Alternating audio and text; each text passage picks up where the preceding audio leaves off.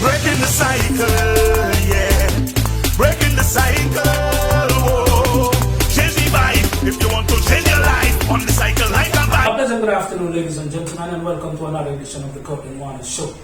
Today I'm going to have a great conversation with my co-host of my show, the Courtney Warner Show. He goes by the name of Mr. Elvis Flanders. Elvis, welcome to the program.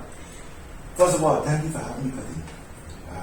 To the viewers out there, let me take this opportunity on behalf of myself and my family to wish each and every one in this country a very healthy, happy, and prosperous 2024. Well, Elvis, let's dive right into the conversation. You are now vying for a parliamentarian seat in the upcoming election that will be held on January 11th. You have some stuff that you've been championing over the years, and we're going to go right into those stuff that you're championing. Tell us a little bit about who is Elvis Flanders, and of course you're championing youth affairs. Tell us a little bit about that. First of all, Elvis Flanders is a son of the soil. You know, I grew up right here in Supper Garden. That's my hometown. I went to school right here in Orion School in Pittsburgh.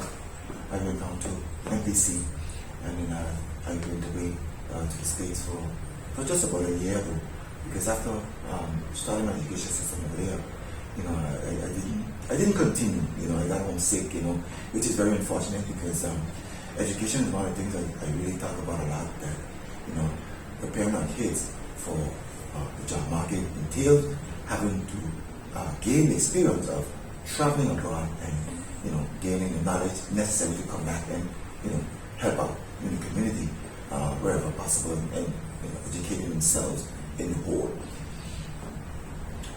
I talk about the youth a lot, you know, because it starts with our youth. You know, we want to see a good system in this country. It starts with education, and to give our youth the opportunity to come back and serve the communities, we have to, you know, give them that opportunity to go away and, you know, broaden their scope, you know, become knowledgeable, attain education, which is, in my book, one of the keys to growing in any economy. You know, so we first have to prepare ourselves educationally, which I've done as well, you know, via some courses, and, you know, attaining the knowledge that I need to help take my country forward. Now, Elvis, as we stick on the youth affairs, what would you like to see for the youth of St. Martin? You speak a little bit about the education part. Now let's dive a little into the sports for the youth of St. Martin. What would you like to see in the terms of sports and youth? Well, you know, our government can prepare the country better for the youth in terms of, you know, upgrading first our sports facilities and bringing them up to par as to where they need to be, you know, to give our youth the opportunity through sports to elevate themselves, you know, because yes, everybody can be lawyers and doctors, and even though I must say we should, you know, focus on healthcare also for the country, but, you know, give them the opportunity via sports as well to build themselves. You know, we have a lot of athletes on this island that are, you know, very productive. The country is very prosperous when it comes to athleticism, and we have to give those youths the opportunity as well in a broad scope. So not only looking at education, but through sports, our kids can have great opportunities. Well, let's dive a little forward. Let's move a little forward now from the youths to the seniors. You have been with the seniors for a number of years. Tell us a little bit about what are your plans for the seniors of the island? Well, you know, Kadi, our seniors should be one of our primary, I should say, focuses for government. You know, there's so many things can be done for those folks who build this country to where it is today. So we have something that we can take forward to the future, so we can leave something for, again, the youth, which is supposed to be our future.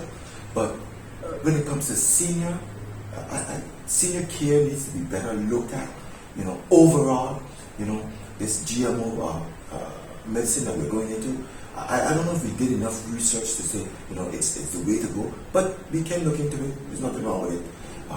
I would even go further and say, I would like to see more advantages created for our seniors, especially since the Hurricane Irma and the pandemic, we've seen where a lot of institutions have reduced their staff, and thus creating a little bit more, burden for our seniors, even in the healthcare system, which we should give more incentives to our seniors, prepare the healthcare system a lot better for them, instead of having them to, wheel and have to fight to go into these institutions to be looked at, create a program where we have medical practitioners do more for their seniors, go out into their homes, visit them more, make sure our seniors get the proper healthcare system that they deserve. I see seniors suffering all the time, and they complain a lot about the healthcare system that has left them on the side of the road. And I think a lot more can be done for our seniors.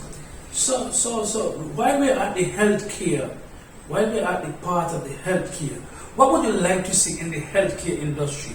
What are some of your plans that you would like to see going forward within the healthcare?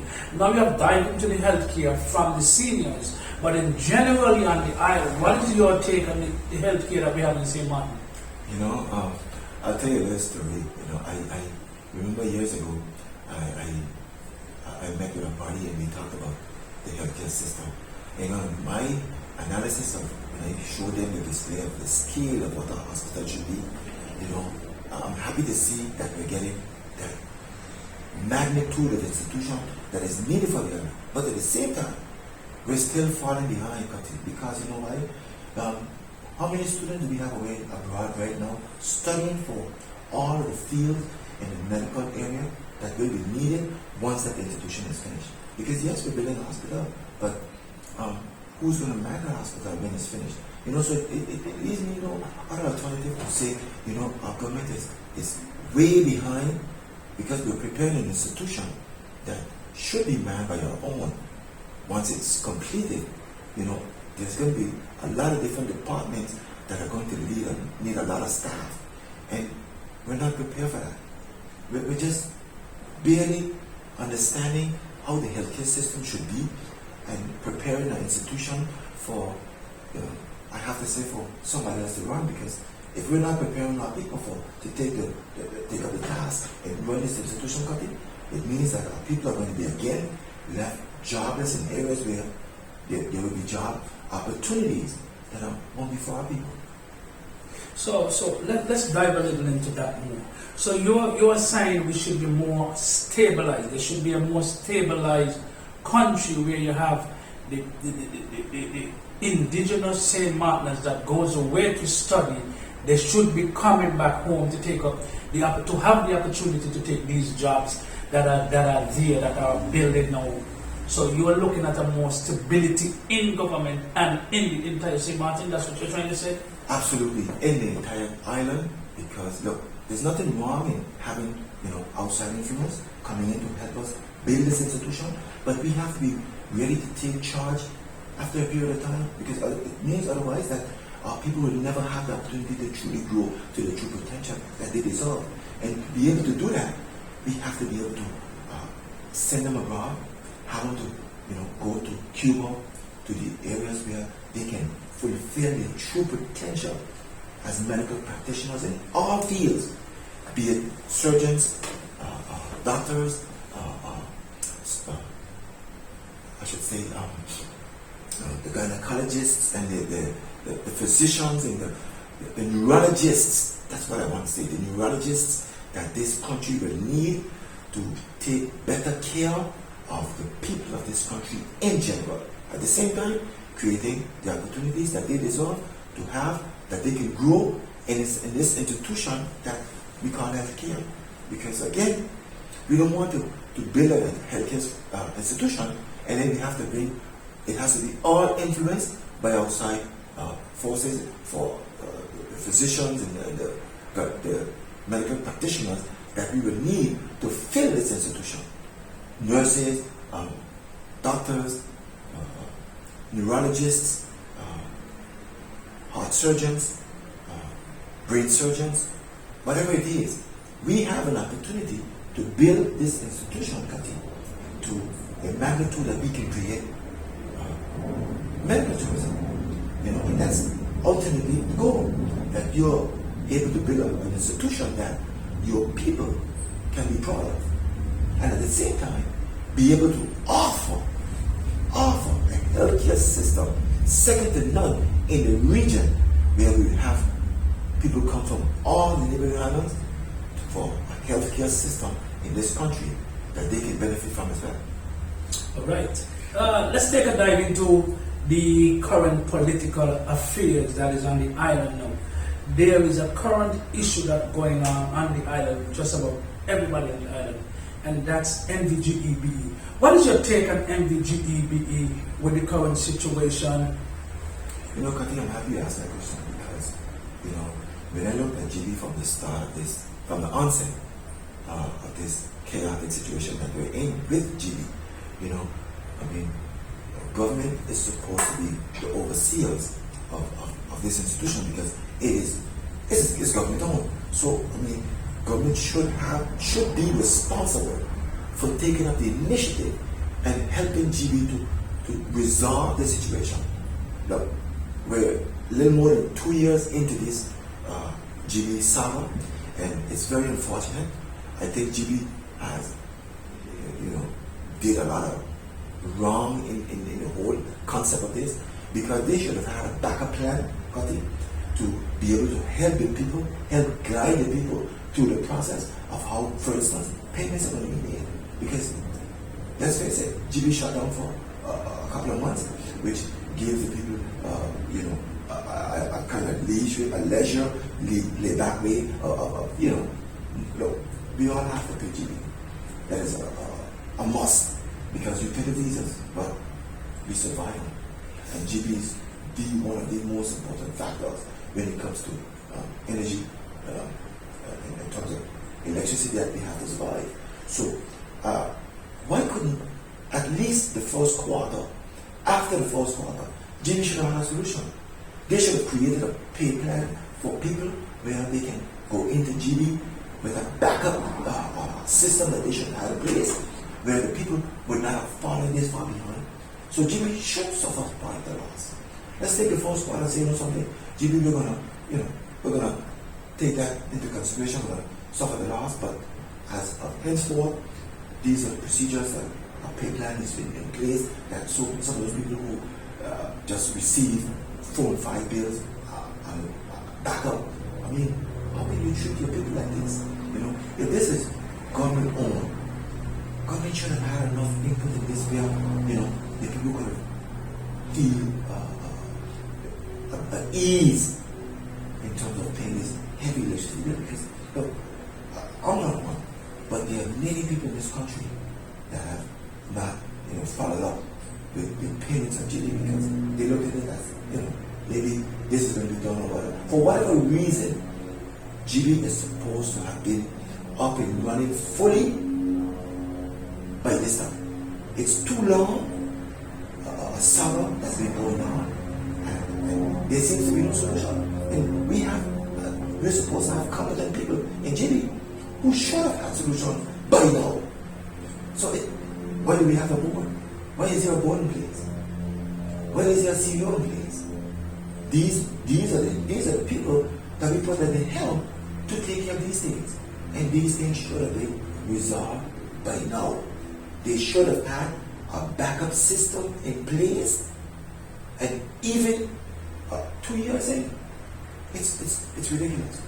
Our people should not be suffering, having to pay this amount of money to GB that could have been done years, at least a year ago. At least a year ago. They should have said, no, listen, you go to GB, and there's a system where you can pay, and your bill, that's where your bill would not have accumulated to where it is today. And, me being in government would help to resolve this situation, because we would have came up with a proposal, myself and the United States Party, where there would have been an alleviation for GB by now. And we should have been out of this by now. It's too long. One of the things you've been championing over the years is employment and the 6 months contract that most of the island, or most of the businesses on the island champion, which is the 6 months contract. What did you take on this? I think, happy to say that again, because the former leader of the USP was one of the parliamentarians who proposed how we're going to do away with the 6 months contract. Look, there are so many institutions in this country, and we see so many construction still going on. And I won't name a few because, government's responsibility for me is to take care of the needs of its people. The abuse force have to stop within government.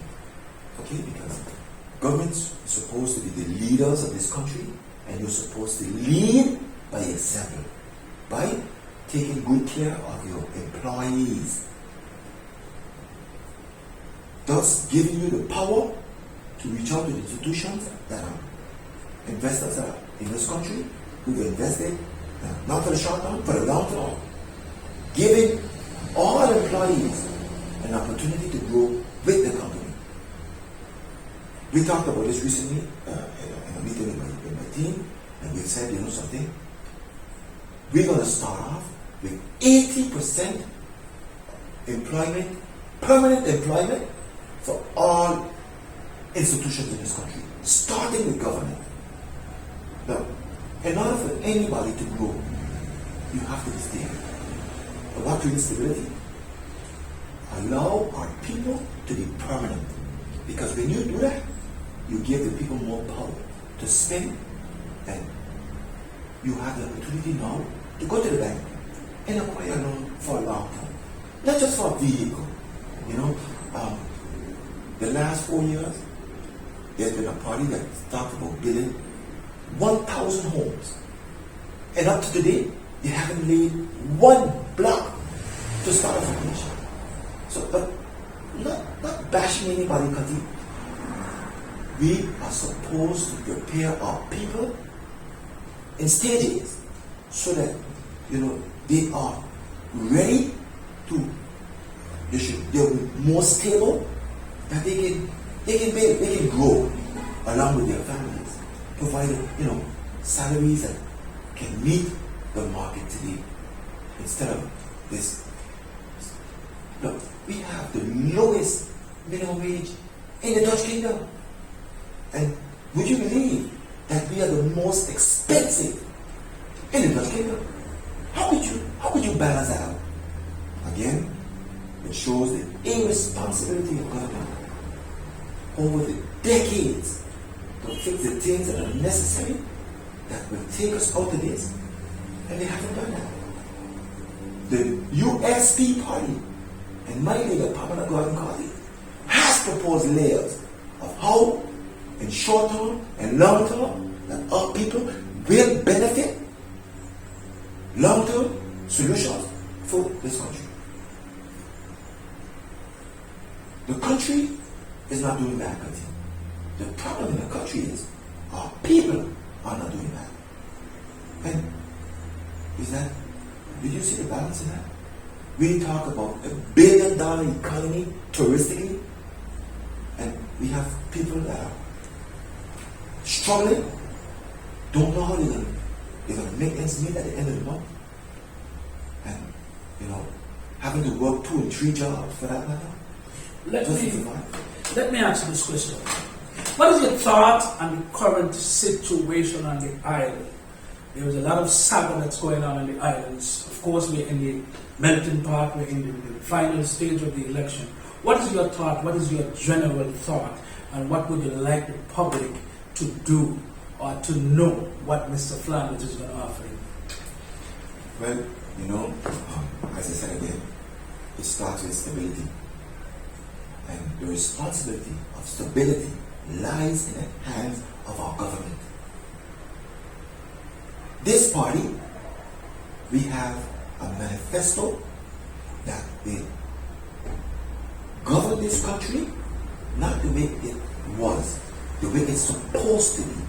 Because too long, we hear politicians talking all these nice words. But then at the same time, they always try to offer you something for a short-term solution, thus leaving you suffering the rest of the way. I want the people of this country to know, make your vote, first of all, make your vote count. Let your voice be heard in this country via your vote at the polling stations. The choice is clear. You've seen how the other parties have governed this country. And our plan, the United St. Martin Party's plan, is to govern this country in a just and fair manner, that everybody, every citizen of this country will be allowed the opportunity to grow. Wow. Through education, through the job market, not just for a few people that they can benefit, but so that everybody will have the opportunity to benefit in this country. That's what governing a country should be about. It shouldn't be about who's in government now, and you allow a certain group to take charge and have everything, have all the power, and leave your people powerless. It is supposed to be a balance where everybody can have the opportunity to succeed, to grow, to prosper. The responsibility again, Cutty, lies in the hands of the government of this country. And so far, we saw 4 years, as they say, of a stable government. But still, how? Just by having a government in place for 4 years, and your people are suffering?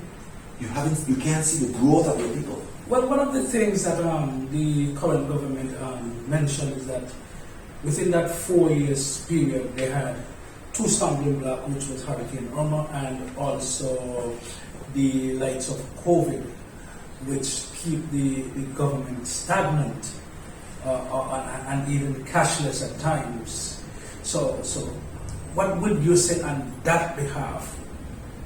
Again, I'm happy you mentioned those things, because in 2019, at the ending of the year, going into 2020, I wrote an article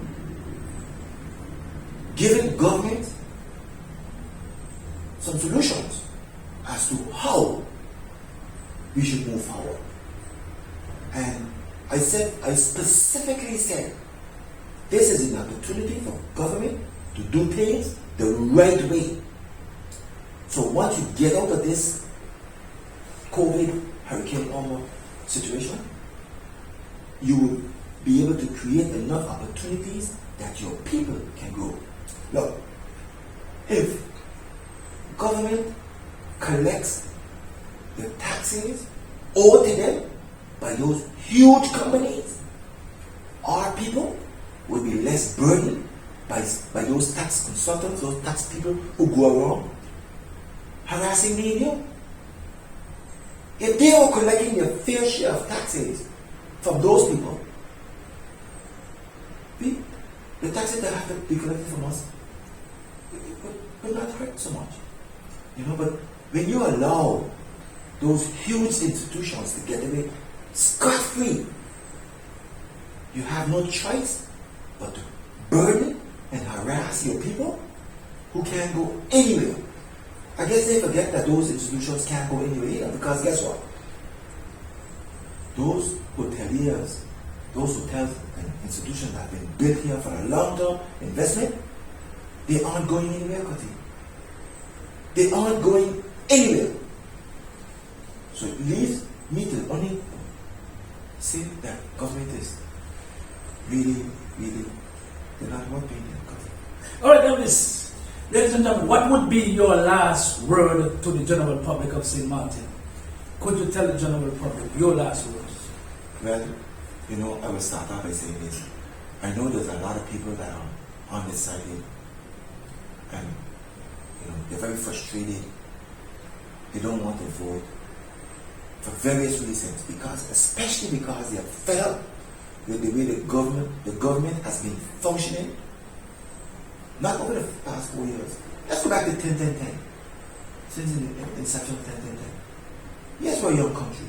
So because we're a young country, we haven't had governments before that should have prepared us to, when we get to this stage, be better off. So I don't want to say that we're a young country, we should, we're going to make mistakes here and there.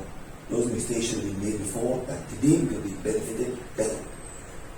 Thus, leads me to tell you, ladies and gentlemen, the United St. Martin's Party has a platform that will govern this country, take this country out of poverty, create more stability for our people, raise the salaries to where they are livable rather than having to struggle as they are struggling right now.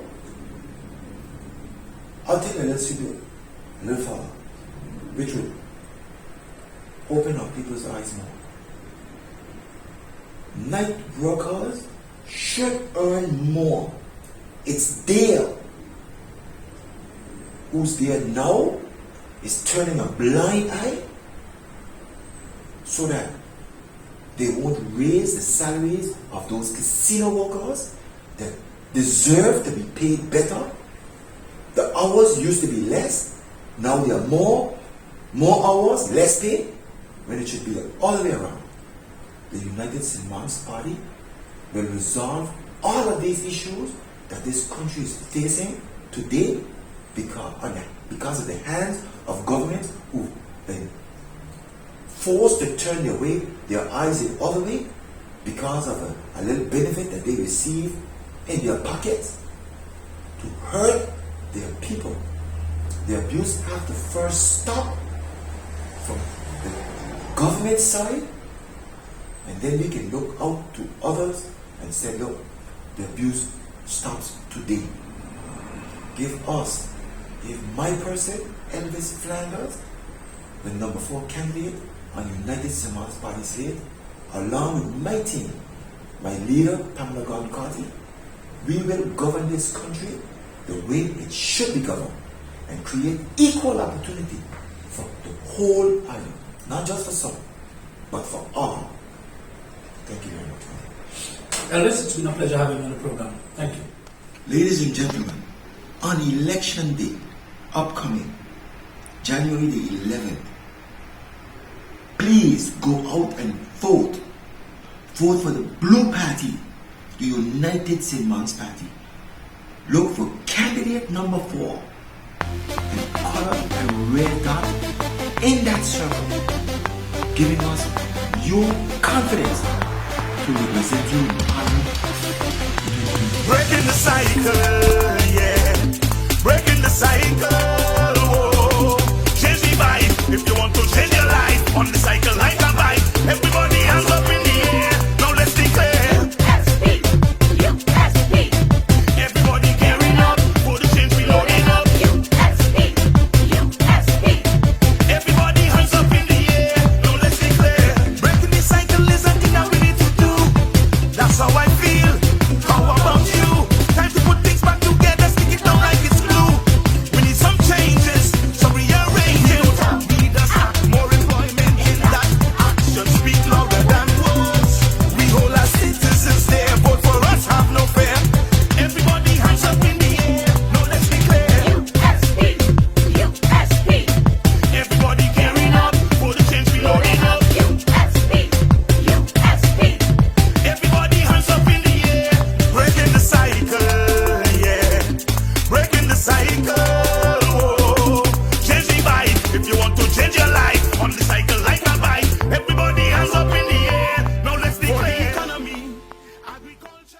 Step into the voting booth and cast your vote.